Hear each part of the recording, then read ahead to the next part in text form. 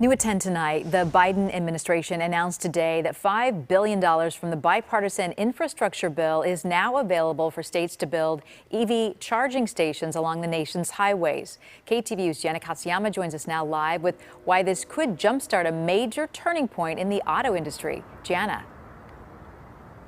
Julie, last year, about 3% of all cars sold that were new were electric vehicles, and the Biden administration wants that to increase to 50%. But for these electric vehicles without enough charging stations, that demand might not increase. Shiny, sleek, and gas-free. The latest electric vehicles rolled out at the Chicago Auto Show Thursday, showing how the all-electric options are sparking more interest. U.S. EV sales reached 400,000 cars last year, now a common sight in Bay Area parking lots. It's been wonderful.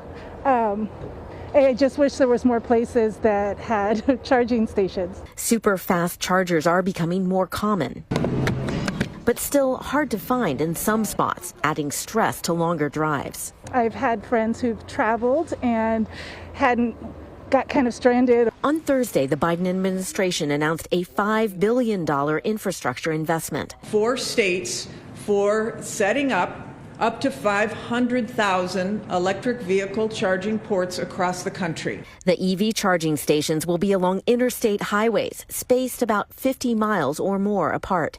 California stands to get more than $56 million. $56 million will be a great down payment on meeting California's needs. North Bay Congressman Jared Huffman says the chargers would be within 1 mile of an exit, and an additional $2.5 billion would be set aside for specific areas. It's really important that include underserved areas, rural communities, places where people live in apartments and need to have access to high-speed chargers. It's going to really juice that market and help bring down the cost of the chargers themselves. Ethan Elkind, UC Berkeley Law School's climate program director, says while 240-volt home chargers are common, the fastest chargers can cost up to $100,000. So lowering prices can help broaden the EV market. You're going to see a lot more manufacturing ramp up to build those chargers and a lot more expertise developed over the best practices on how to site them and how to do the surrounding infrastructure investments and how to maximize those installations just from an economic perspective.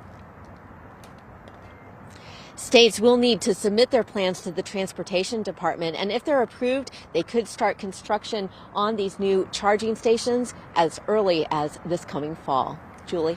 All right, Jana, thank you.